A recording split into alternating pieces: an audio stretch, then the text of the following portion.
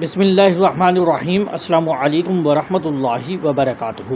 ماہ ذی الحج کے بارے میں حضور اکرم صلی اللہ علیہ وآلہ وسلم فرماتے ہیں کہ یہ بڑی بزرگی اور فضیلت والا مہینہ ہے۔